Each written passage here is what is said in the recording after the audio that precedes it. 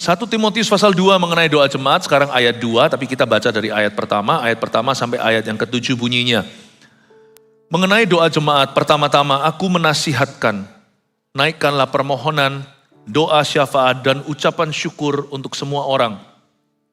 Untuk raja-raja dan untuk semua pembesar, agar kita dapat hidup tenang dan tentram dalam segala kesalehan dan kehormatan.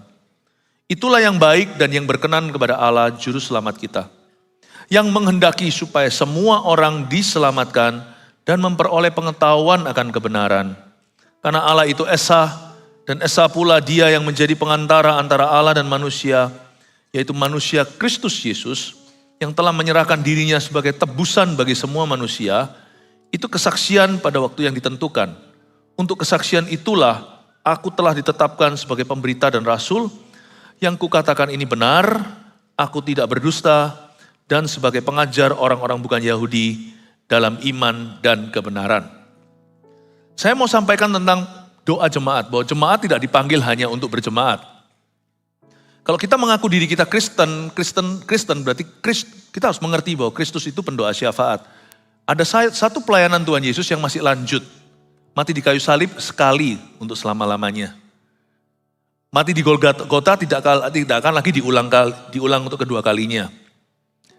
Jadi pelayanan apa yang masih Yesus lakukan sekarang dari sorga? Kitab Ibrani katakan, dia berdoa senantiasa untuk kita.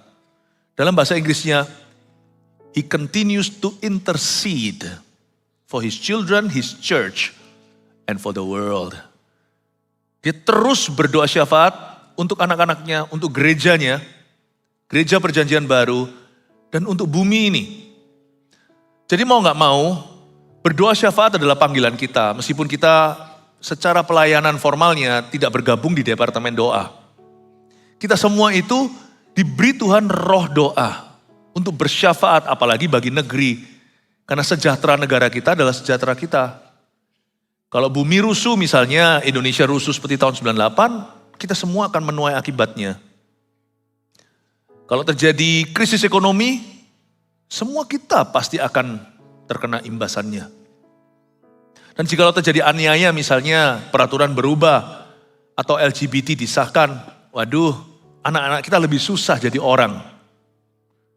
Karena itu kita mesti doa, kita gak boleh hidup bagi diri sendiri atau bagi kepentingan kita sendiri. Tadi pagi di ibadah pertama saya jelaskan doa syafaat itu bedanya apa sama sekedar menaikkan permohonan. Karena di ayat pertama yang kita baca tadi, naikkanlah permohonan, doa syafaat dan ucapan syukur. Ucapan syukur sih pasti, mau doa kek, mau minta kek, mau syafaat kek, mau doa untuk diri sendiri kek. Yang namanya ucapan syukur itu harus jadi warna. Kita gak boleh doa sambil menggerutu, doa gitu tidak akan didengarkan oleh Allah. Tetapi ada dua macam tadi, mau doa syafaat, bedanya apa sama naikkan permohonan? Permintaan itu masih berkenaan dengan kita. Doa syafaat sudah nothing to do with you. Doa syafaat itu adalah satu tipe doa yang sacrificial atau yang berkorban. Di mana kita sama sekali tidak ada saham di dalamnya. Kita dalam doa memainkan peran orang lain. Dan kita mengambil beban mereka, misalnya beban buat negara, doa buat tetangga, doa untuk orang yang sakit, untuk anggota keluarga yang belum diselamatkan. Seolah-olah kita yang membutuhkan, padahal mereka ya diam-diam aja, mereka gak berdoa. Kita yang tengking-tengking, kita yang jengking-jengking. Orang lain yang berdosa, kita yang minta maaf untuk mereka di hadapan tata Allah. Sekalipun mereka sendiri nanti harus bertobat secara pribadi. Tapi kita minta Tuhan maafin dulu supaya Tuhan beri dia kesempatan agar hatinya dilembutkan. Agar ketika Roh Kudus bekerja, dia ada di sana. Supaya Tuhan itu melembutkan hatinya, kita dulu yang mengaku, Tuhan ampunilah Tuhan. Kami ini yang berdosa, kami. Daniel kan sembahyang begitu, padahal Daniel itu saleh. Tapi dia doa untuk orang Israel yang murtad. Dia yang berdoa di ruang doanya secara pribadi dan berkata, kami ini bangsa yang bejat, bangsa yang berdosa, ampuni kami. Kami ini tidak lebih baik dari nenek moyang kami, ampuni kami dan putuskanlah kutuk nenek moyang. Daniel itu gak salah, pelihara hukum secara sempurna, tapi dia berdoa seolah-olah dia yang berdosa. Makanya itu bangsanya mengalami revival kemudian hari. Itulah doa syafaat. Doa syafaat itu tidak ada hubungannya sama kita. Tapi sebenarnya terhubung kalau kita itu dicelikkan Tuhan. Kalau di luar basah, kita basah. Di luar kering, kita kering. Sejahtera kota, sejahteramu. Sejahtera kota, sejahtera keluargamu. Kalau bangsa kita diberkati, bukannya banyak lowongan pekerjaan. Kalau semua orang kena PHK, masa yang Kristen gak kena? Tapi jangan harapkan orang-orang yang non-Kristen yang berdoa. Karena kita yakin doa itu harus beralaskan nama Yesus. Siapa lagi kalau bukan pengikut Kristus? Siapa lagi yang pakai nama Yesus? Gimana mereka bisa berdoa pakai nama Tuhan, wong mereka belum percaya Tuhan? Mau gak mau kitalah pendoa syafaat. Kita yang berdiri di antara bangsa kita dengan Tuhan. Kita yang berseru bagi mereka. Nah, sekarang kita melihat ayat 2. Doa syafaat itu untuk siapa saja? Pertama-tama aku menasihatkan kamu ayat 1. Naikkanlah permohonan, doa syafaat dan ucapan syukur untuk semua orang. Untuk raja-raja ayat 2. Dan untuk semua pembesar. Agar kita dapat hidup tenang dan tentram dalam segala kesalehan dan kehormatan. Di sini ada 2 kategori yang sebenarnya 2 sisi koin yang sama. Untuk raja-raja dan untuk semua pembesar. Kata untuk raja-raja di sini itu untuk presiden, perdana menteri, untuk pemimpin, wali kota, gubernur, governor, mayor, lurah, camat, pemimpin pokoknya. Tapi bahasa Alkitab ini kan beda zaman. Waktu Paulus nulis ini ke Timotius, ini di zamannya Roma. Jadi yang memerintah saat itu seorang kaisar gila. Namanya Kaisar Nero. Ya. Dan dia berkata, Paulus nulis gini sama Timotius, kamu mesti harus naikkan permohonan, doa syafaat dan ucapan syukur untuk semua orang, termasuk untuk Kaisar Nero. Coba bayangin, pemimpin yang jahat aja harus didoakan. Apalagi pemimpin yang baik. Jahat atau baik, jikalau pemimpin masih memerintah, maka kita jangan menghujat dia. Karena Alkitab mengatakan di kitab Keluaran, janganlah memaki pemuka-pemuka bangsa. Orang Kristen jangan ikut-ikutan yang gitu. Orang Kristen jangan berpolitik praktis. Karena kita tahu bahwa kepentingan kerajaan Allah lebih tinggi. Dan gereja adalah hikmat bagi pemerintah. Semikian kata Alkitab. Church is the wisdom of God to governments. Karena itu di dalam sebuah gereja pasti kalau menjelang pemilu misalnya pasti ada berapa sisi tergantung berapa paslonnya. Kalau zaman dulu kalau di Amerika mesti ada Trump, ada Biden, mesti ada dua-duanya. Kita tetap harus menggunakan hak pilih kita. Apapun pendirian politik orang itu, kita mesti berdoa ke satu tujuan. Yaitu yang disebut dengan hidup yang tenang dan tentram. Kesalehan dan kehormatan. Katakan amin dulu. Untuk raja-raja, zaman dulu itu raja. Zaman sekarang raja itu kan cuma tinggal mana ya. Kalau kerajaan itu kan hanya tersisa beberapa aja ya monarki. Misalnya Brunei Darussalam, kerajaan mana lagi. Masih ada sih sultan di Malaysia. Tetapi yang sungguh-sungguh punya kuasa politik kan cuma bisa dihitung. Sultan Brunei ada. Raja Inggris hanya figur. Yang sungguh-sungguh punya kuasa untuk melakukan sesuatu secara praktis di bangsa itu, undang-undang segalanya, ya mesti ada perannya. Tetapi Perdana Menteri, lebih tepatnya adalah nakoda bangsa itu. Jadi kalau kita katakan untuk raja-raja di sini itu, jangan pikirannya kings, raja. Karena sekarang lambang pemerintahan, kepala negara itu tidak hanya raja. Perdana Menteri ada, sekarang ada presiden, whatever you name it, apapun juga. Kita mesti doa. Untuk raja-raja itu untuk kepala negara. Untuk semua pembesar. Kata semua pembesar itu berarti doakan semua orang. Apapun pendirian politiknya. GMS selalu netral. Yang namanya platform mimbar ini dijaga. Saya sebagai gembala sidangnya aja naik ke sini aja merasa sakral. Saya tahu bahwa kami menjaga tempat ini. Tapi begini, kalau kita berdoa untuk tiga paslon. Supaya ada roh takut akan Tuhan. Disengaja atau tidak disengaja, disadari atau tidak. Kita berdoa, Roh Kudus yang akan campur tangan di bangsa ini. Kita tetap harus memakai hak kita sebagai warga negara. Dan kewajiban kita pula jangan golput, kita tetap harus memilih, bersuara. Namun serahkan hasil akhirnya kepada Tuhan. Berikan pada Tuhan apa yang milik Tuhan, pada kaisar apa yang milik kaisar. Tuhan yang menentukan pada akhirnya. Tuhan yang mengangkat raja, Tuhan yang menurunkan raja. Tuhan yang memecat, Tuhan yang melantik. Terpujilah nama Tuhan. Tugas kita secara individu, sebagai masyarakat, sebagai rakyat, kita menjadi warga negara. Lakukan hakmu, lakukan kewajibanmu. Tetapi waktu kita berdoa mengatasi semua pasangan. Dan kita berkata pada Tuhan, let your will be done. Dan biarkan Tuhan yang akan memakai siapa saja yang nanti pada akhirnya dalam kedaulatannya Tuhan izinkan. Tuhan izinkan memimpin maupun memerintah. Itu yang disebut untuk raja-raja dan untuk semua pembesar. Ya, semua itu berarti all, A-L-L. All. Tujuannya adalah agar kita dapat hidup tenang dan tentram.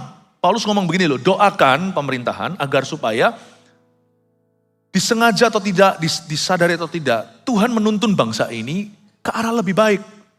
Yang disebut dengan hidup tenang dan tentram itu bukan hanya ekonomi bagus, tetapi fondasinya bagus. Supaya ada moralitas di negara itu.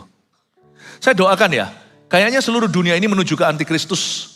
Cepat lambat punya erosi terjadi. Cuman saya berdoa supaya Indonesia berlamban-lamban ke arah erosi itu. Negara-negara tetangga satu-satu sudah mengesahkan, ya kan, mengesahkan yang namanya pernikahan LGBT. Saya berdoa Indonesia berlambat-lambat seperti kura-kura. Tidak kunjung ke sana. Itu yang disebut dengan hidup tenang dan tentram. Saya sih nggak kepingin seperti kejadian di Amerika. Sejak berapa tahun yang lampau. Itu kalau sekarang kita masuk ke WC-nya, khawatir. Saya pernah sekali dengan istri anak saya. Pokoknya kalau ke WC, ke toilet di Indonesia, mereka bisa jalan sendiri. Tapi kalau Amerika saya worry. Benar kan suatu hari anak saya masuk ke dalam, anak perempuan masuk ke dalam toilet di US. Kaget Dad, di sini ada laki-laki. Gak bisa diusir. Kalau laki-laki ditangkap, loh kenapa kamu pria kok ada di WC wanita? Aku nih wanita terperangkap di dalam tubuh pria kok.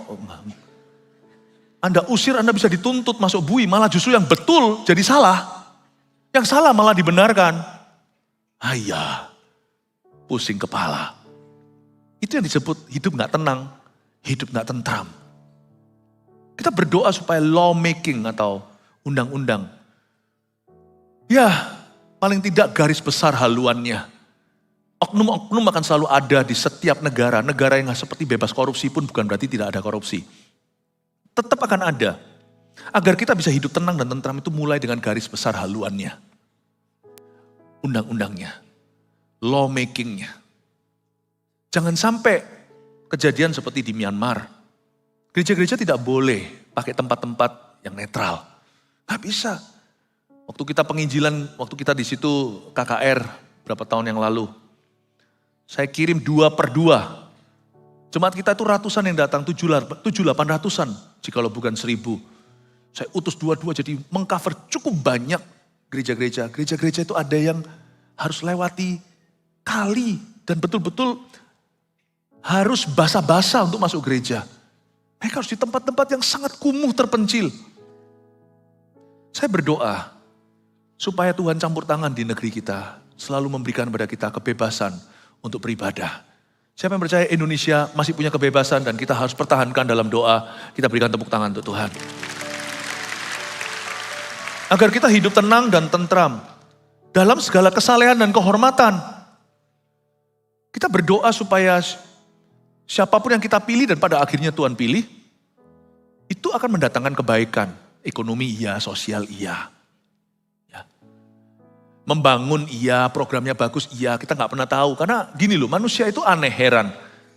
Kita itu bisa begini ya, kita itu bisa, sebenarnya menurut saya tidak ada yang namanya political savior, itu gak ada. Juru selamat politik gak ada. Manusia itu bisa berubah, baik jadi buruk, buruk jadi baik itu bisa. Hamba Tuhan aja bisa jatuh.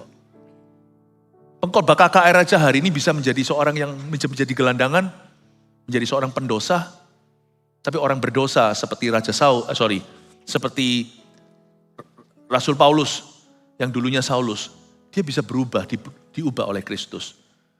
Menurut saya, kita lakukan bagian kita, tapi kita mesti berdoa, karena doa itu yang mengatasi semua pilihan manusia. Berarti, siapapun yang Tuhan pilih, kita doakan supaya Tuhan pakai orang itu disadari atau tidak untuk mengizinkan orang Kristen tetap jadi orang Kristen yang bebas beribadah di negeri ini. Siapapun juga, Paulus ngomong gini sama Timotius, kamu doa agar kamu hidup tenang dan tentram dalam segala kesalehan dan dalam segala kehormatan. So that they will let you be Christians. Padahal Nero itu raja yang jahat. Itu kaisar Italia yang sangat-sangat menurut saya psikopat. Sejarah mencatat bahwa si Nero ini pada akhirnya membakar kota Roma dan mengambing hitamkan orang Kristen sehingga orang Kristen dianiaya. Tak terkecuali yang kena bunuh adalah Paulus dan Petrus. Di zaman Nero inilah Petrus itu disate, pakai salib, terbalik. Paulus dipenggal karena dia warga negara Roma. Orang-orang Kristen itu dikuliti. Ini harafiah, dilempar ke singa di Kolisium yang terkenal dan ternama di Italia. Ini semua kejadian sejarah. Tetapi tetap saya percaya Tuhan bekerja di zaman itu. Kan terjadi kebangunan rohani. Sampai sekarang di Roma. Roma adalah suatu kota yang sangat religius. Memang sekarang sisa-sisa liturgi. Tidak seperti gereja mula-mula. Tetapi Anda tahu cikal bakalnya hari ini. Kenapa banyak salib di Roma? Itu awal mulanya memang banyak rasul yang datang ke situ memberitakan Injil Allah. Injil damai sejahtera. Apapun itu, seburuk apapun waktu itu yang namanya Nero. Tetapi orang-orang Kristen adalah orang-orang Kristen yang sembahyang. Nasihat Paulus ke Timotius itu sesuatu yang sangat normal di zaman itu. Pray for kings. Berdoa for the government. Berdoa untuk lawatan Allah bagi bangsa. Berdoa untuk kebangunan rohani. Agar kita dapat hidup tenang dan tentram dalam segala kesalehan dan kehormatan. Setiap musim itu ada buahnya. Musim aniaya juga ada buahnya. Zaman itu justru di Roma terjadi kebangunan rohani. Kalau Anda baca surat Paulus ke Roma dan segalanya, Anda tahu di sana ada gereja-gereja yang hidup. Malah pemurnian terjadi gara-gara aniaya, orang-orang Kristen jadi murni. Dulu yang suka berantem sesama Kristen, sekarang berdoa bersama. Dulu yang pikirannya berkat-berkat melulu, sekarang mereka tahu bahwa berkat itu sementara. Bisa datang, bisa pergi, bisa hit, bisa run. Bisa ada di sana, bisa lenyap keesokan hari. Tapi mereka mengejar harta sorgawi. Dan orang-orang Kristen yang ada di dalam kerajaan Italia di mana-mana, apalagi di pusat negara itu, yaitu di kitab Roma, di kota Roma. Orang-orang Kristen itu memperoleh keberanian untuk memberitakan Injil, melihat bagaimana para rasul itu dianiaya, namun mereka tetap berani. Tetap ada musim di dalam aniaya. Tapi siapa sih di antara kita yang mau doa khusus untuk aniaya? Aniaya mesti ada, gak usah diminta. Salah satu syarat untuk masuk kerajaan sorga setelah kita terima Yesus, nama kita sudah tertulis dalam kitab kehidupan. Untuk kita bisa setia sampai pada akhirnya itu banyak godaan. Sekalipun aniaya tidak tentu fisik. Sekarang ini gak gampang jadi orang Kristen yang sungguh-sungguh. Dikit-dikit teman-teman udah tertawa fanatik. Gak cool, gak keren gitu kalau melayani. Sekarang itu loh, hawanya dunia itu gak enak. Susah jadi orang Kristen yang sejati. Aniaya gak usah diundang, dia pasti akan datang. Ngapain sih kamu itu terus ke gereja, dimarah papa mama. Padahal papa mama gak menyadari. Ya sekali-kali anak pulang malam lah, ya sudahlah namanya anak-anak muda kumpul pelayanan berapi-api. Setiap kali pulang malam dimarahi, lama-lama dilarang ke gereja. Loh gimana sih papa mama, aku jadi lebih baik kok. Mungkin sekali dua kali, salahku memang lewat curfew atau batas waktu. Papa mamanya bisa benci, aneh ya. Dia kalau keluar sama teman gak dibenci sama papa mamanya. Loh papa mama itu mau anak yang bagus atau anaknya rusak sih? Nanti kalau anaknya udah kena narkoba, dugem melulu, cari gereja untuk tobatkan. Tapi anak ke gereja kadang-kadang terlalu berapi-api, terlalu aktif, namanya anak muda kadang-kadang juga gak bisa seimbang. Saya ngerti anak-anak muda itu kadang-kadang gak bisa balance hidupnya. Kadang-kadang itu bisa, apa orang Jawa Tengah bilang bablas. Karena remnya kurang. Saya mendingan anak saya remnya blong di gereja daripada di diskotik. Blong di gereja, paling enggak semua di situ ya enggak rusak-rusak. Di sana mereka saling membangun, cuman agak keterlaluan. Kelewatan batas waktu, mendingan keterlaluannya gereja daripada keterlaluannya dunia. Tapi saya tahu anak-anak muda kita pun dianiaya. Pernah sekali anak-anak muda yang datang ke KKR di satu kota, saya nggak usah sebutkan, dipukuli sama papa mamanya, padahal sama-sama Kristen, cuman beda denominasi. Dipukul, padahal kena orang-orang yang gabung dengan Army of God, kita jadi bener kan? Bahasa Surabayanya kan jadi genah. Mereka berapi-api. Itu harus tabah tuh anak, nggak apa-apa, mahkota. Tapi kalau ada anaknya yang tiba-tiba justru gara-gara itu bukan pahit sama gereja, terus meninggalkan gereja, terus malah backstreet tunjukkan ke papa mamanya, gua sekarang rusak. Papa mamanya pasti berharap dulu di gereja tidak dilarang. Pasti. Aniaya itu ada. Kadang-kadang bisa lewat keluarga sendiri. Gak usah diminta. Tapi kalau aniaya datang, maka Paulus berkata tetap kamu doa. Supaya disadari atau tidak, apapun yang dilakukan oleh pemimpin bangsa, itu akan mendatangkan kebaikan untuk gereja. Karena gereja adalah otoritas Allah. Jadi di zaman aniaya terjadi, di waktu kerajaan Romawi, orang-orang Kristen yang berada dalam wilayah Italia, mereka mengalami aniaya yang sangat hebat. Karena kaisar yang gila.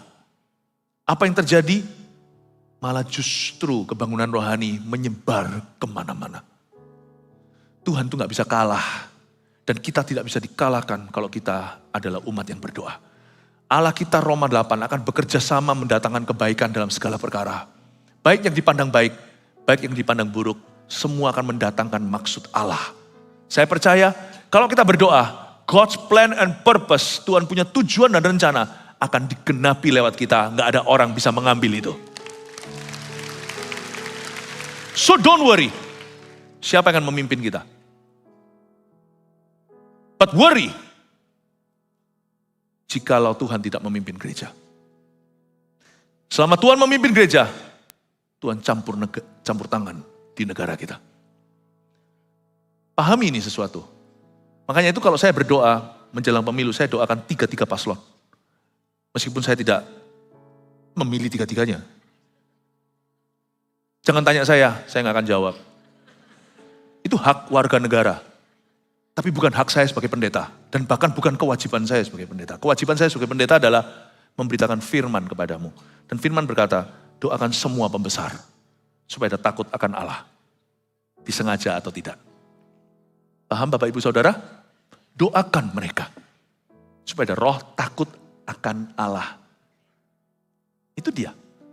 Apa yang nampak bagus pun, jangan kaget, tahun-tahun kemudian jadi buruk. Jikalau nanti setelah pemilu pasti ada pihak yang dikalahkan. Ada yang menang soalnya. Pada saat itu kepentingan Indonesia lebih besar. Dan kerajaan Allah tidak ada hubungannya dengan politik. Kita harus terus lanjut sebagai saudara seiman sevisi untuk menggenapi visi Tuhan atas bangsa ini. Dengan banyak doa. Jikalau sisi yang merasa kecewa, kalau melihat pasangannya tidak jadi, don't worry. Tuhan yang memindahkan kaki Dian bisa mengurapi orang baru. Tidak perlu merasa kalah gimana. Tuhan akan pakai orang itu, tetap akan memakainya kalau ada gereja yang berdoa dan mengubahnya menjadi sesuatu. Tuhan bisa mengubah Saulus menjadi Paulus kok. Tapi jangan lupa, Yudas yang rasul pun bisa jadi pengkhianat. You never know. Manusia itu berubah. Karena itu harapanmu tetap dalam doa kepada Allah yang tidak pernah berubah. Dia maha kuasa. Dia bisa overrule daulat, bisa mengatasi segala sesuatu. Pilihan manusia, manusia memikirkan jalannya. Tuhan yang akan menuntun langkahnya. Bagi Tuhan tidak ada yang mustahil. Tidak ada pihak dikalahkan, tidak ada pihak yang menang. Semua akan adalah pihak orang yang berdoa bagi bangsa ini. Amin Bapak Ibu Saudara. Saya kasih tuntunan sedikit tentang bagaimana berdoa. When you pray for all. But when you choose one. When you pray for all. Saya berdoa gereja kita memperoleh hikmat Tuhan untuk hal-hal seperti ini. Supaya dilengkapi. Dan yang kita doakan adalah, kita doakan melampaui pemilu. Kita doakan untuk janji-janji Allah bagi negeri ini. Janji Tuhan bagi bangsa. Nanti kebaktian terakhir saya baru sampaikan. Yang berjudul Kemuliaan Indonesia yang akan datang. Saya lebih nanti buka keran profetiknya di malam di kebaktian yang terakhir. Ini dia. Semoga ini menjadi berkat buat Anda. Sekarang kita lihat ayat 3. Itulah yang baik dan yang berkenan kepada Allah, Juru Selamat kita. Itu yang baik, yang berkenan kepada Allah, Juru Selamat kita. Yang menghendaki supaya semua orang diselamatkan, ayat 4. Dan memperoleh pengetahuan akan kebenaran. Karena Allah itu Esa, dan Esa pula dia yang menjadi pengantara antara Allah dan manusia, yaitu manusia Kristus Yesus. Ayat 4 dan ayat 5 saya bahas. Jadi di sini dikatakan di ayat 3, inilah hikmatnya. Itu yang baik dan berkenan kepada Allah, Juru Selamat kita. Paulus tidak malu menyebut dirinya Kristen dalam pengharapan imannya. Dia jelas-jelas mencetuskan bahwa Allah itu Juru Selamat kita. Satu-satunya kepercayaan yang Allahnya adalah Juru Selamatnya, itu cuma kekristenan. Allah bagi kita bukanlah Allah yang duduk di atas tahta atau jauh dari ciptaan.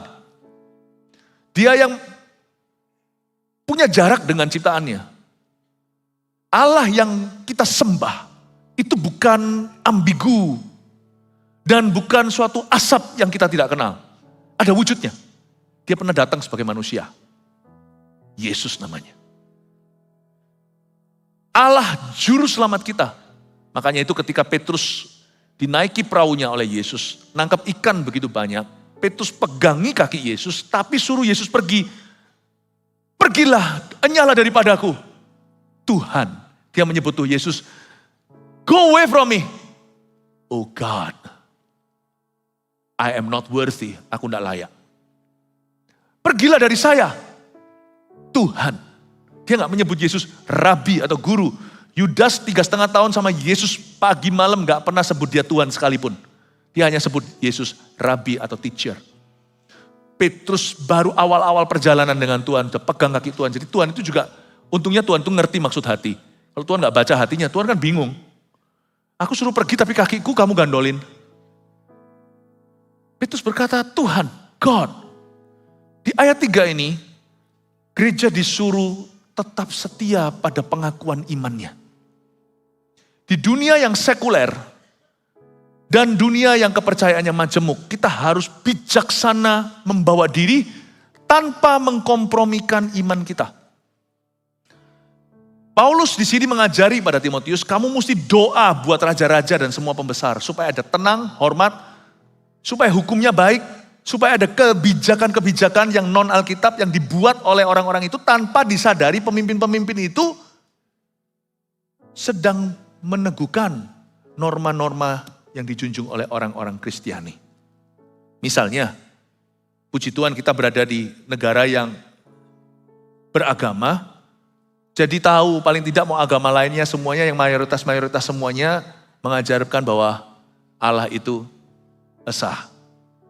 Mengajarkan bahwa pernikahan itu sesama jenis tidak diperbolehkan, jadi kita dapat keuntungan. Tapi jangan percaya bahwa Indonesia masih setia sekarang itu karena fondasi agamanya, tapi karena ada gereja yang berdoa. Dan Paulus berkata pada Timotius, kamu mesti doa supaya ada ketentraman, kehormatan, supaya gereja itu didukung. Yang menghendaki supaya semua orang diselamatkan. Nah di ayat 3 itulah yang baik dan berkenan kepada Allah Juru Selamat kita. Dan Paulus di situ mulai mencetuskan bahwa kita orang Kristen harus stay true to ourselves, to our faith, pada iman kita. Itu yang baik dan berkenan kepada Allah Juru Selamat kita. Disitulah langsung di set apart, langsung terpisahkan. Orang-orang tahu yang nulis ini orang Kristen, yang yakin akan kepercayaannya. Inilah yang baik dan berkenan kepada Allah Juru Selamat kita. Yang menghendaki supaya semua orang diselamatkan. Dan memperoleh pengetahuan akan kebenaran. Gereja punya tanggung jawab tahun-tahun ke depan. Bisa ganti-ganti Perdana Menteri atau ganti-ganti Presiden dan pemimpin negara. Gereja punya satu tanggung jawab untuk menyelesaikan amanat agung. Di situ penuh tantangan, kenapa kita harus berdoa. Karena iblis bisa memakai manusia, Tuhan juga bisa memakai manusia, makanya kita harus berdoa.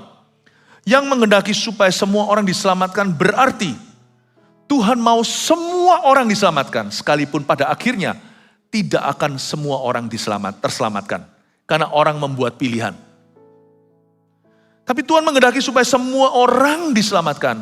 Itu termasuk rakyat, termasuk pejabat. Berarti ada tugas gereja dan tugas orang Kristen. Tugas orang Kristen adalah tugas jemaat, dalam kehidupan sehari-hari di masyarakat. Tugas gereja itu kalau semakin besar bukan hanya size-nya, tapi pengaruh, semakin besar pula tanggung jawabnya. Bahwa kita ini menjadi mercusuar, kita itu menjadi lighthouse dan kita itu menjadi percontohannya Tuhan, kita itu menjadi hikmat bagi pemerintahan. Itu dikatakan di kitab Efesus. Otomatis nanti gereja akan dicari. Tahu nggak pada waktu Korea itu gereja belum seberapa. Tapi tahun 50 terjadi kebangunan rohani zamannya Pastor Yonggi Cho contohnya. Nanti gereja di Korea itu yang kita tahu kan hanya gereja Yonggi Cho zaman dulu. Banyak ya gereja yang besar. Kebangunan rohani itu cukup rata zaman dulu. Anak muda sekarang di sana habis. Tapi gereja-gereja itu yang besar misalnya Yonggi Cho saya sebut satu aja. Almarhum Pastor Yonggi, Pastor Cho. Itu gerejanya sempat sampai 800.000 orang. Tahu nggak siapa dan siapa mau menjabat, mesti datang ke gereja itu untuk didoakan. Tahukah Anda? Kita ini masih belum berapa, kita harus belajar dari Korea. Zaman dulu, Korea sekarang, anak-anak mudanya hilang. Dan gereja harus bijaksana, karena gereja belum punya pengalaman. Waktu mereka pertama kali besar pengaruhnya, mereka nggak tahu bagaimana harus menghadapi. Billy Graham suatu hari dipanggil presiden. Pada waktu di Amerika nih, Billy Graham itu kan disebut sebagai pastor of semiliar umat. Billy Graham almarhum. Dan dia itu melalui banyak sekali presiden-presiden, termasuk Nixon kena satu skandal Presiden Nixon. Itu Billy Graham yang memohonkan kepada presiden berikutnya, presiden yang memerintah saat itu, tolong kasih pardon, kasih ampun. Ronald Reagan, dan sebagainya, kalau Anda bisa baca lah gini-gini di biografinya, dia found faith in Christ, menemukan iman dalam Kristus itu lewat tuntunan beliau. Billy Graham pertama kali itu ketemu dengan presiden, diajak ke office-nya, Oval Office. Dia itu tulus, tapi cerdiknya mesti harus belajar bertambah. Dia berlutut, berdoa, banyak sekali pers, di foto, presidennya gak enak hati awal-awal. Kamu itu tak kasih masuk ke sini kok kamu itu pencitraan. Dia gak ada maksud itu. Tapi gerak di tubuhnya, dia pertama kali jadi publik figur segede itu. Difotoin, masuk, jadi gak enakan sama presidennya. Gereja saya rasa mungkin gak terlalu ready ya. Untuk di level-level tertentu ya. Selama kita masih kedagingan, bukan hanya jemaat tapi hamba Tuhan. Susah rasanya. Kalau kita mau ikut pamor, ikut ini, saya rasa akan sulit. Makanya itu kita itu punya tugas besar. Jangan lihat Indonesia cuma tahun 2024. Lihat Indonesia sampai tahun 2050. Will the church be more mature? Kita semua akan menjadi lebih mature, enggak? Kita harus mengerti bahwa tugas gereja itu satu. Amerika mengalami suatu kesalahan besar. Ketika gereja A, dukung pasangan ini. Gereja B dukung paslon itu. Gereja bukan untuk itu. Gereja itu tempat Injil. Injil itu for all. Di dalam gereja pasti mesti ada pihak ini, pihak itu. Orang datang ke gereja itu juga penuh rawan. Kalau didoakan itu orang bisa twist atau bisa membengkokkan berita. Tapi know this, we GMS kita akan terus belajar bagaimana jadi berkat yang pas di mata Tuhan untuk masyarakat dan pejabat yang menghendaki supaya semua orang diselamatkan. Gereja harus bisa membawa diri, present the gospel, bukan hanya ke rakyat, tapi juga ke pejabat. Saya doakan Anda jemaat, supaya Anda di masyarakat, Anda bisa jadi berkat, lalu jadi saksi Kristus. Doakan kami juga hamba-hamba Tuhan ini, ketika gereja kita semakin berpengaruh. Kita ini pelayanannya sudah dibawa Tuhan ke level-level berikutnya. Ketemu sama ini, ketemu sama orang-orang dalam kedudukan dan dalam posisi-posisi. You pray for us, will you? Ketika Paulus mau dijadikan rasul, waktu dia masih didoakan oleh Ananias, dia baru bertobat, Tuhan bernubuat. Bahwa orang ini bukan hanya menjadi saksiku bagi orang Yahudi, tapi orang-orang bangsa lain. Dan dia akan menjadi saksiku bagi raja-raja. Mungkin ini bukan porsinya jemaat, tapi porsinya beberapa hamba Tuhan. Pastor Yonggi Cho itu udah biasa, begitu. Dan saya tahu bahwa kita semua akan diangkat ke sana. Doakan kami supaya kami punya kata-kata hikmat. Supaya kami itu kuat, karena angin di tingkat lebih tinggi, itu lebih kencang. Intimidasi itu luar biasa. Kadang-kadang itu saya lucu kalau lihat orang yang makan 5 orang suruh doa aja dia sudah grogi setengah mati. Gimana kalau Anda berkhotbah di depan gubernur, wali kota? Di depan presiden mungkin. Pasti ada yang pernah. Bisakah Anda bersembunyi di balik salib? Dan beritakan Injil apa adanya? Dengan hikmat tentunya. Tentunya ketika Paulus berbicara kepada raja waktu itu dan juga kepada Agripa, Raja Agripa. Dia berbicara juga kepada governor Itali pada waktu di Kisah Para Rasul, pasal-pasal akhir itu. Cara dia menyapa semuanya itu beda. Bahasa rakyat, bahasa pejabat itu beda. Tapi kita tidak boleh menjadi seperti dunia. Kita harus menjaga warna Kristus. Tapi kita juga harus bisa masuk dengan mulus, tidak kompromikan iman. Karena Tuhan menghendaki semua orang selamat, itu termasuk pejabat. Meskipun tidak semua orang akan terselamatkan, karena itu pilihan. How can the church, bagaimana gereja itu bisa bersinar terang? Menjadi focal point-nya Injil. Karena dikatakan di kitab Efesus surat Paulus yang lain, dituliskan begini. But the church, jemaat adalah hikmat Allah bagi dunia. The church is God's highest authority di masyarakat. Di dalam sebuah negara, kita sebagai orang beriman, dengan cara pandang kerajaan Allah ya. Bukan politik, bukan hukum negeri, tetapi bicara tentang firman.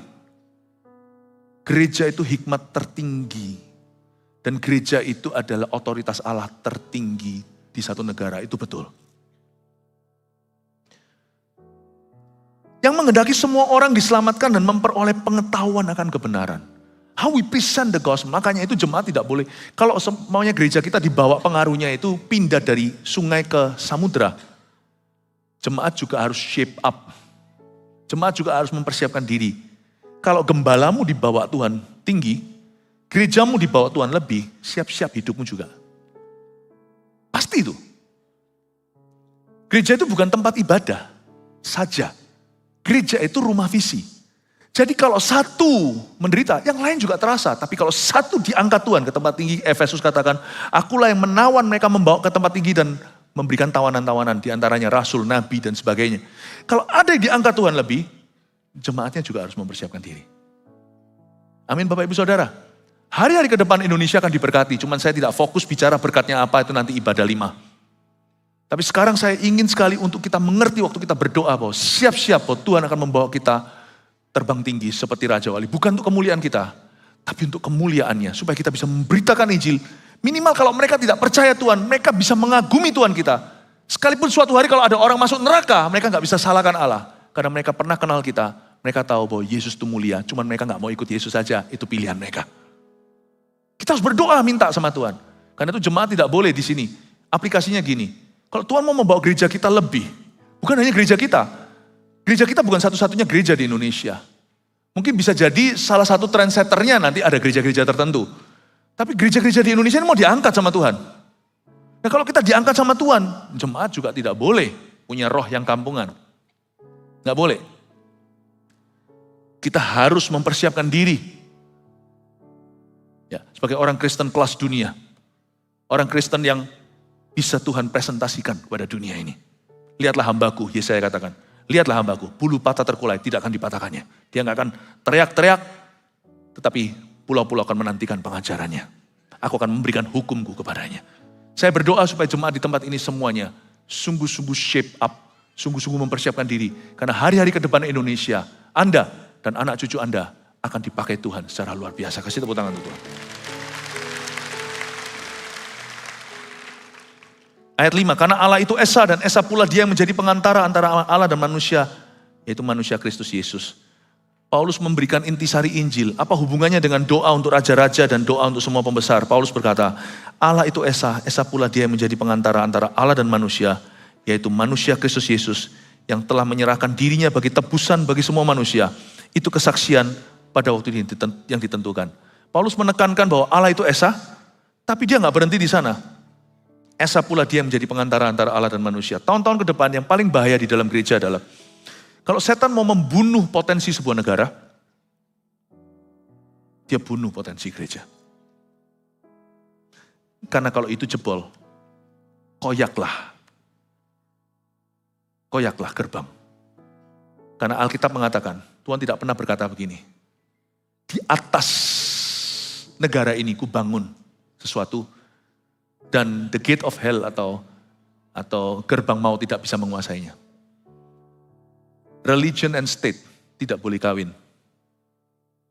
Gereja, saya tidak percaya gitu. Oh, presiden Kristen, Perdana Menteri Kristen pasti bagus, nggak tentu. Religion and state tidak perlu dinikahkan. Karena itu gereja tidak perlu berpolitik praktis seperti yang terjadi di belahan bumi Amerika. Dan juga tidak tentu yang namanya sebuah negara itu, nggak ada yang namanya negara Kristen itu, nggak ada. Anda coba lihat Amerika pada waktu didirikan oleh sekelompok orang-orang memang mayoritas hamba-hamba Tuhan. Anak-anak Tuhan yang takut akan Tuhan, tapi nggak semua. Negara tetap negara. Dan Tuhan tidak pernah berkata, aku membangun negara ini di atas dasar apa, gerbang maut tidak menguasainya, nggak pernah. Dia berkata, aku mendirikan di atas batu karang ini, kudirikan gerejaku. Gerbang maut tidak bisa menguasainya. Jadi kalau gerbang maut mau menguasai suatu negara, koyakkan gereja. Maka jebollah gerbangnya. Ketika gereja lemah, spirituality atau kerohanian itu melemah, moralitas semuanya akan dikompromikan. Di situ jalan masuknya. Itulah sebabnya yang paling bahaya sebenarnya di dalam gereja ketika Indonesia makin diberkati adalah yang namanya universalism. Ini dengan ini ya, nanti kita berdoa, kita mesti berdoa, fokus kita di ibadah ini, kita mendoakan supaya Christians, orang Kristen menjadi orang-orang yang benar imannya. Dan mulai dari gereja kita doakan, lalu kita doakan negara. Artinya, gereja itu kalau lemahlah negeri itu. Meskipun tidak diakui begitu. Kalau kita sebutkan gitu, gereja itu mungkin minoritas, setitik kecil. Tapi justru itulah terang Kristus. Itulah terang Injil. Yang paling bahaya di masa dikemajemukan, di dalam kemajemukan adalah kita orang Kristen akhirnya kompromi iman. Makanya itu saya selalu belajar bijaksana. Saya tidak mau masuk ke ranah agama. Jadi ini sebuah aplikasi buat Anda misalnya kalau Anda itu di dalam perusahaan Anda. Tidak ada perusahaan Kristen itu. Perusahaan dimiliki orang Kristen ada. Anda mesti bijaksana karena tidak semua orang dari iman yang sama. Cuman Anda punya, itu hak Anda. Kalau kita mau pilih kongsian, jangan kita tahu dalam firman Tuhan, lebih baik anak gelap, anak terang jangan menjadi pasangan yang sepadan. Itu tidak cuma bicara tentang pernikahan, tapi bicara tentang kuk yang sama, yang dipikul oleh dua lembu. Ya mikir lagi gitu. Kalau suami istri aja beda agama aja itu susah sekali untuk bisa membesarkan rumah tangganya. Dengan apa fondasinya? Demikian pula kerjasama apapun juga itu mikir lagi, itu hakmu, bukan diskriminasi. Itu hak pribadi. Pakailah, terserah. Wong gua mau nikah sama siapa itu kan pilihan saya. Saya mau kerja sama siapa kan juga pilihan saya. Tapi misalnya kalau Anda mempekerjakan orang-orang di dalamnya, ada orang-orang yang tidak beriman. Yang penting performanya bagus. Kalau di dunia kerja nggak apa-apa performa. Di dunia pelayanan bukan performa, tapi di dunia kerja performa. Misalnya, kalau Anda ada pertemuan di kantor gitu, nggak usahlah kita sebut semua setiap salam agama. Nggak perlu. Serba sulit nanti.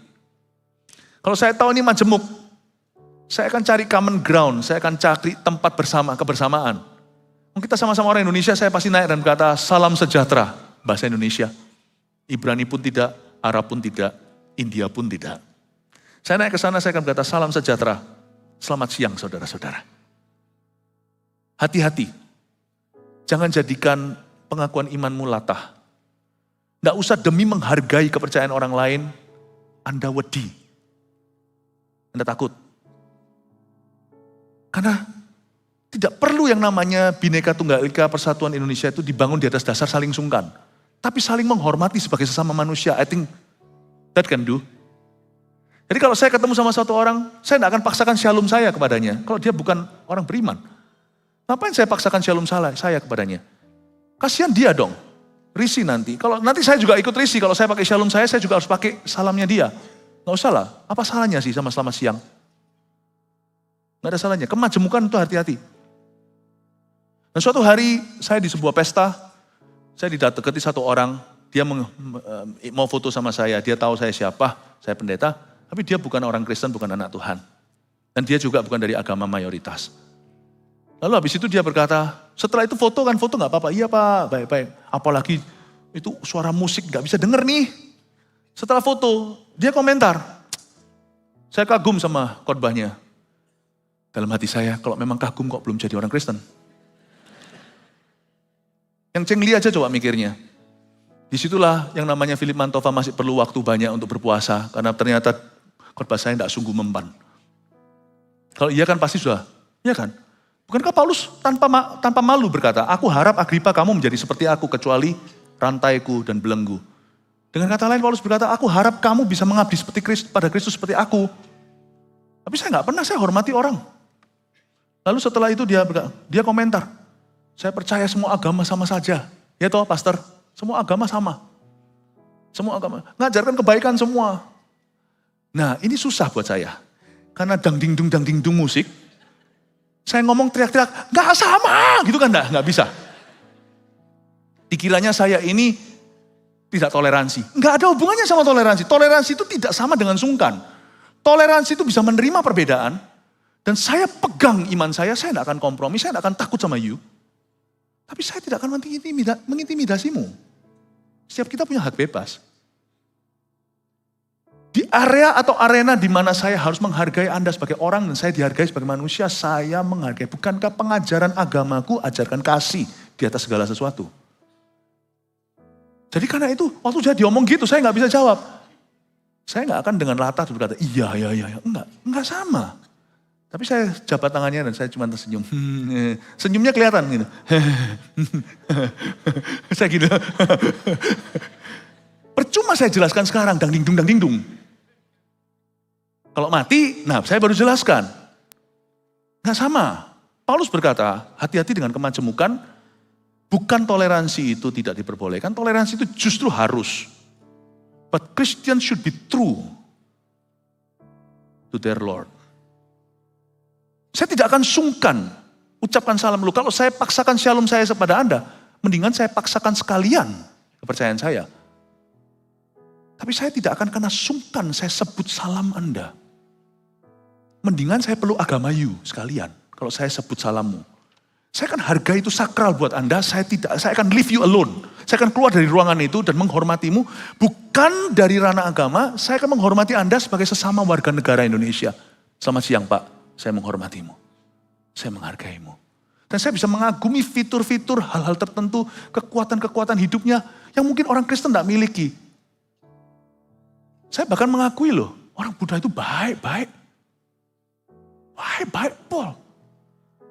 Ya. Bahkan yang sungguh-sungguh malah justru tidak mau injak semut dan buat mati. Saya punya teman yang gitu soalnya, saya ngagumi, luar biasa. Tapi kita semua tahu sebagai anak-anak Tuhan bahwa keyakinan kita yakin bahwa orang tidak masuk ke surga karena kesalehannya. Sama dengan Anda tidak akan izinkan orang masuk ke rumah Anda karena orang itu orang baik kan. Kalau Anda tidak kenal ya tidak masuk kan. Boleh, orang baik masuk. Berarti saya boleh masuk ke rumah Anda semuanya karena saya merasa diri baik. Hati-hati karena Allah itu esa. Esa pula dia yang menjadi pengantara antara Allah dan manusia. Saya tidak di kebaktian ini untuk jelaskan bahwa kalau bisa menceritakan semua agama sama, I don't think so. Kalau sampai iya sama berarti ada satu Allah dan dia kebingungan. Kenapa satu berkata boleh, yang satu berkata jangan. Kita memimpin perusahaan aja enggak bisa kok. Enggak bisa kita membuat dua policy. Saya mimpin anak aja enggak bisa berkata, nak ini kamu boleh nikah gini, kamu boleh nikah begitu. Papa ini standarnya apa? I don't think so ya. Saya percaya perbedaan kita itu fundamental. Kesamaan kita accidental. Kesamaan kita itu kebetulan. Tidak seperti ini, kebalikannya. Orang yang percaya semuanya itu sama. Kesamaan kita ini, kita semua itu sama secara fundamental. Cuman accidental, kebetulan beda-beda jalur aja. Salah. Kita itu beda fundamental. Kalau ada kebetulan sama-samanya mirip kebaikan, Kristen ngajarkan kebaikan, itu accidental. Itu kebetulan ada samanya. Tapi itu saya sisihkan. Kalau bicara tentang kemanusiaan. Dan saya akan salami orang berkata, selamat siang Pak. Saya menghargai Anda. Silakan duduk, apa yang saya bisa ambilkan. Hati-hati Kristen, jangan menjadi majemuk. Sebab es salah perantaramu.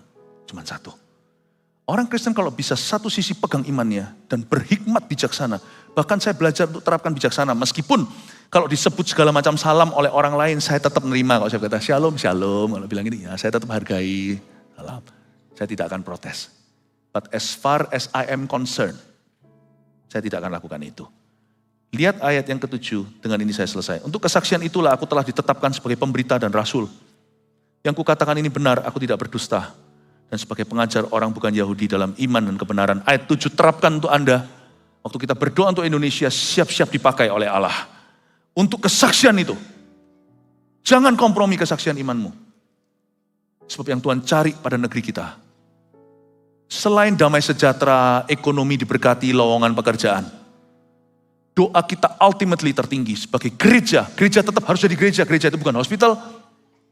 Gereja itu bukan school, bukan sekolah. Itu apa yang gereja lakukan dan kerjakan. Church is a church. Gereja adalah institusi ilahi. Dan dia tidak untuk perkara-perkara duniawi. Gereja mesti berdoa. Tapi tujuannya jelas. Ketika rasul-rasul murid-murid Yesus, ketika Yesus hampir tengah tanya, kapan kau akan memulihkan Israel sebagai state, sebagai negara? Yesus berkata itu bukan urusanmu. Tapi kamu, Roh Kudus akan turun ke atas kamu. Kamu akan menjadi saksiku di Yerusalem sampai ke ujung dunia. Gereja itu untuk pemberitaan Injil. Dan gereja juga untuk mengokohkan Injil di dalam kehidupan, hati dan keyakinan umat yang dia gembalakan. Untuk kesaksian itulah, dan saya percaya doa kita utama bukan untuk, Indonesia makmur, itu iya.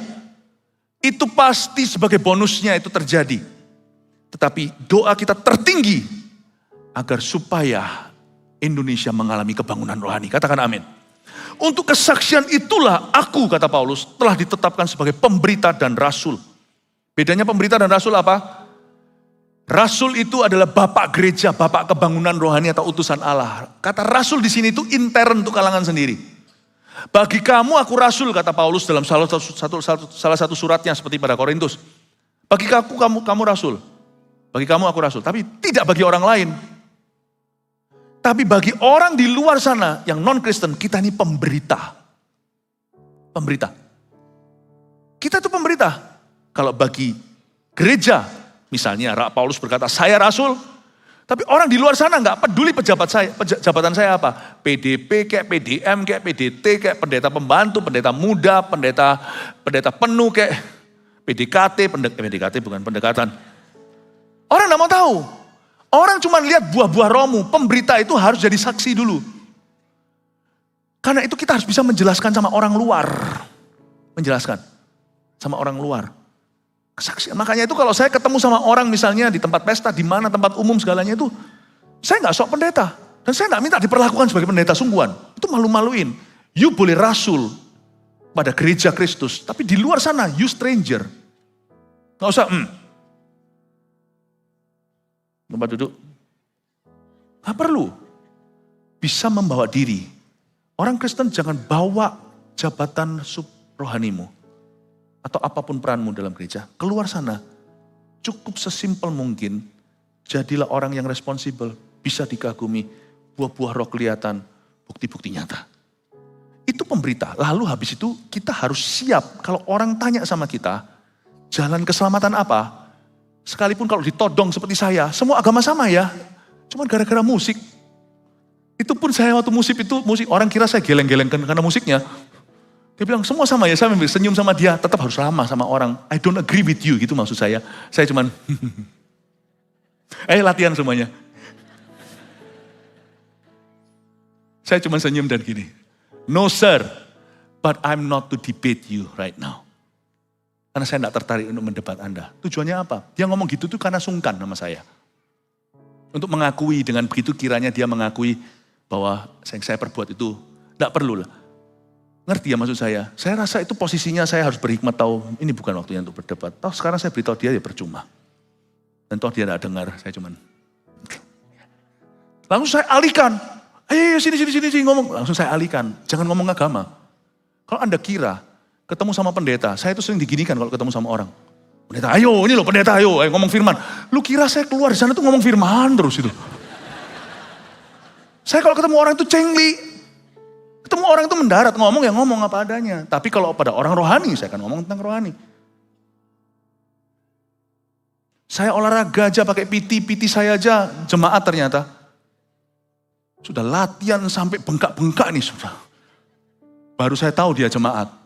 Tapi dia tetap jadi jemaat. Karena tidak berarti kalau saya nggak tahu dia jemaat, lalu saya jadi batu sandungan. Enggak. Saya latihan. Nggak ngomong macam-macam. Bukan berarti nggak memberitakan Injil. Tapi tidak menjadikan Injil murahan. I think kalau saya ngomong dia pasti akan dengar. Kalau saya telat 5 menit, saya jarang telat. Saya ngomong sama dia, saya minta maaf. Sorry. Nggak usah merasa, mungkin orang Kristen harus menjadi pemberita, keluar, rasul ke dalam. Kalau Anda bisa lakukan itu, Indonesia akan dapat berkat. Terakhir, dan sebagai pengajar orang bukan Yahudi dalam iman dan kebenaran. Dan kalau orang tanya, Anda bisa jelaskan. Kita harus, yang belum ikut MSJ cepat ikut, supaya Anda bisa jelaskan harapan Anda sebagai pengajar orang-orang bukan Yahudi dalam iman dan kebenaran. Kalau kita sih punya online, bukan orang-orang yang non-jemaat, punya saat teduh bersama juga, online mingguan. Jadi sebenarnya, saya nggak usah terlalu banyak cerewet. Kalau saya punya keuntungan sebagai public figure, orang sudah minimal pernah dengar khotbah saya. Tinggal saya keluar sana itu, berbuat sesuatu yang, tinggal saya keluar sana itu bisa menjadi teladan atau tidak. Orang sudah pernah dengar, imigrasi saya lewat, saya tidak sangka orang itu saya rasa dia bukan Kristiani. Imigrasi, Pastor Philip mau kemana? Ya, oh mau ke sini berapa hari? Kok bisa panggil saya? Paspornya, tapi paspor tidak tertulisannya paspor, pastor tidak ada. Cuman Philip Mantova. Itu yang disebut pengajar. Anda punya pengajaran harus keluar. Jadi kalau Anda bukan public figure, cepat lambat orang akan tanya, you kok bisa begitu? Anda tidak boleh diam. Dan siapa tahu suatu hari waktu Anda bicara gitu, dia adalah raja berikutnya dan pembesar. Anda tidak akan pernah tahu, hai Filipus, kepada sida-sida siapa engkau akan diutus suatu hari. Karena itu Anda harus jadi pemberita keluar, rasul ke dalam pelayanan ada jabatannya sendiri. Dan harus punya berita acara, pengajar yang dapat dipertanggungjawabkan kata-katanya. Anda tidak perlu fasilitas, tapi ketika momennya diberikan oleh Tuhan tiba di hadapanmu, jangan berkata, aku tidak tahu, saya akan teleponkan pendetaku. Don't do that. Di saat itu dia taruh percaya padamu. Sebab Anda tidak tahu siapa itu yang Anda ajak bicara. Mungkin dia anak muda sekarang, suatu hari dia adalah seorang petinggi. Anda tidak pernah tahu. Beginilah caranya Tuhan mengubah dan mentransformasi bangsa.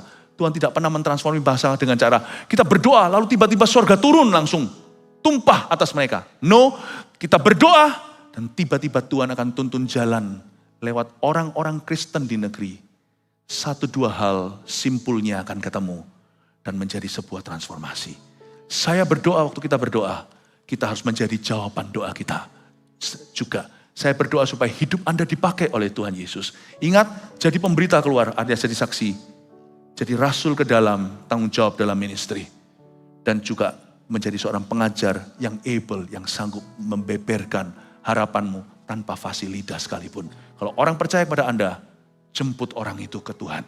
Saya percaya Tuhan akan memakai orang Kristen di Indonesia untuk memenangkan jutaan orang. Dalam nama Yesus, amin. Mari kita semua bangkit berdiri. Terpujilah nama Tuhan, haleluya. Terima kasih Roh Kudus. Ku datang membawa doaku untuk bangsa dan negeri ini yang Kau kasihi. Ku datang membawa tangisku untuk bangsa dan negeri ini yang Kau sayangi. Telah lama umatmu menunggu kebangunan rohani yang sejati. Telah lama umatmu berseru, belas kasihanilah ini. Kami akui segala dosa kami, bertobat dan merendahkan diri. Kau berfirman, kambing domba Kedar serta Nebayot kan berhimpun padamu. Engkaulah yang dinanti-nantikan, pulau yang jauh dan ujung-ujung bumi. Oh, selamatkanlah, pulihkanlah, bawalah bangsaku percaya padamu. Selamatkanlah, pulihkanlah, bawalah negeriku sujud menyembahmu Tuhan.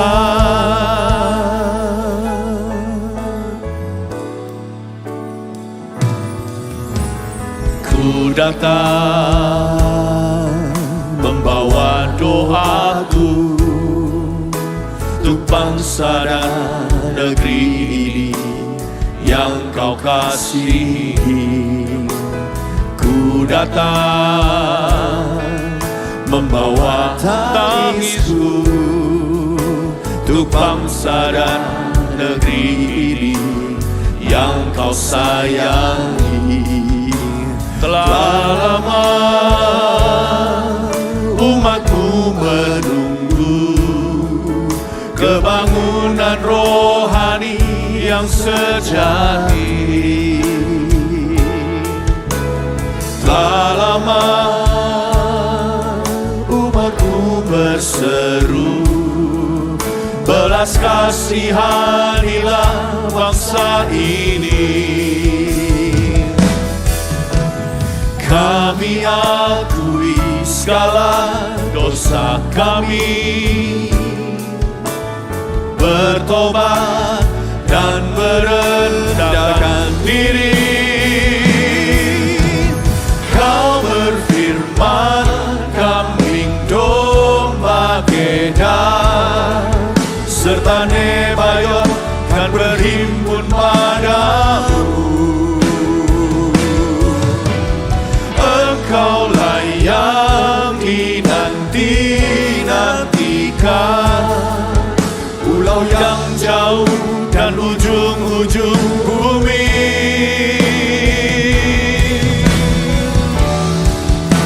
Selamatkanlah, pulihkanlah,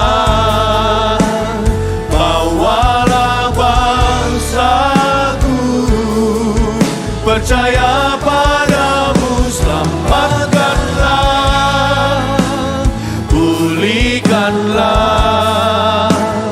bawalah negeriku sujud menyembahmu. Kau berfirman, Tuhan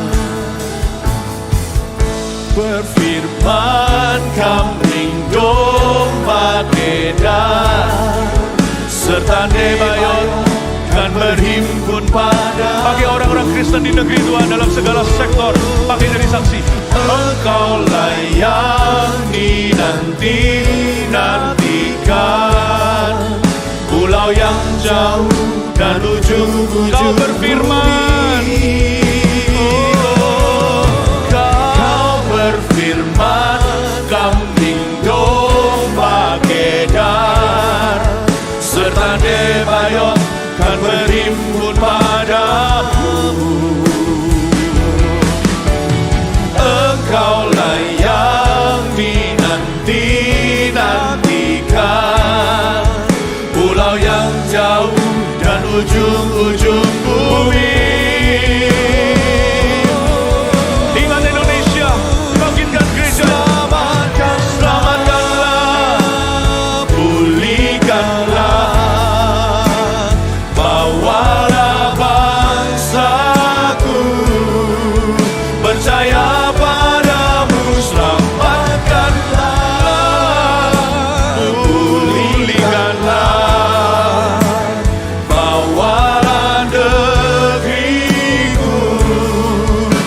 Sujud menyembahmu, selamatkanlah, pulihkanlah, bawalah bangsaku, percaya padamu, selamatkanlah, pulihkanlah, bawalah negeriku, sujud menyembahmu Tuhan. Fokus ke 3 doa saja. 2 kita doa bersama-sama, 1 saya pimpin nanti. Yang pertama kita doa untuk orang Kristen dan gereja-gereja di Indonesia, itu dulu. Gak hanya gereja kita, GMS, karena kita ini bertetangga dengan gereja-gereja lain juga tentunya di seluruh Indonesia. Tapi kalau mereka gak mau, kita bersedia. Kita perbanyak perahu, kita bimbing anak-anak muda. Bonus demografi katanya, 2030. Jangan sampai justru anak-anak mudanya melempem semua jadi beban bagi negeri. Kita yang akan latih mereka, kita akan muridkan bangsa-bangsa, dimulai dengan muridkan anak-anak muda yang keleleran di bangsa kita. Tapi kita berdoa, kita tidak boleh egois. Gereja harus berdoa dan saling mendoakan, sekalipun mungkin gereja lain juga nggak tahu sedang didoakan. Kita pun kadang-kadang juga nggak sadari didoakan mereka. Kita doa untuk gereja, dan saya minta tanggalkan mental GMS dulu. We pray for churches. There's only one church in the world, the body of Christ. Kita berdoa supaya gereja-gereja didewasakan, supaya diberi kesadaran, diberi visi. Saya percaya waktu kita doa gini, GMS juga akan kena dulu. Kita yang menyerahkan diri. Tapi kita berdoa untuk gereja lain juga semuanya menyusul. Let's pray supaya gereja ready. Jangankan pejabat, jangankan petinggi, artis satu aja bertobat sudah langsung dipamerkan, diarak-arak semuanya. Eksploitasi. Kasihan mereka belum bertumbuh, suruh saksi sana sini. Kerohaniannya belum seberapa, malah bisa bicara sama umat. Kita gak usah ikut-ikutan, itu pendapat kita. Gereja-gereja lain mau lakukan itu, kita gak berhak berbicara. Tapi bayangin mana bisa gereja itu ready. Artis aja ternama sedikit gitu langsung sudah. Untuk gereja ikut naik pamor. Gereja kita gak akan naik pamor, lihat artis pejabat semuanya gak akan. Gereja itu ada Kristus, itu sudah pamornya. Orang datang cari Kristus, siapapun dia, rakyat, pejabat, masyarakat. Gereja bisa thinking kayak begini, gereja akan bertumbuh. Dan gereja akan betul-betul melawat negeri. Kita minta semua gereja berpikiran demikian. Kita minta gereja sungguh-sungguh mengembalakan, memuridkan anak-anak mudanya, anak-anak kecilnya, orang-orang tuanya. Kita berdoa ya. Lalu kemudian nanti kita akan berdoa untuk yang kedua. Kita berdoa supaya kebangunan rohani melawat semua. Bani Domba Kedar, semua Nebaya, everyone, Tuhan menghendaki semua diselamatkan. Udah deh, satu ibadah terlalu pendek untuk doa semua. 2 ini mencakup semua. Nanti kena itu semuanya, ekonomi, sosial, semua akan kena. Kita doa ini 2 ini. Terakhir nanti saya akan pimpin untuk menyerahkan pemilu ini.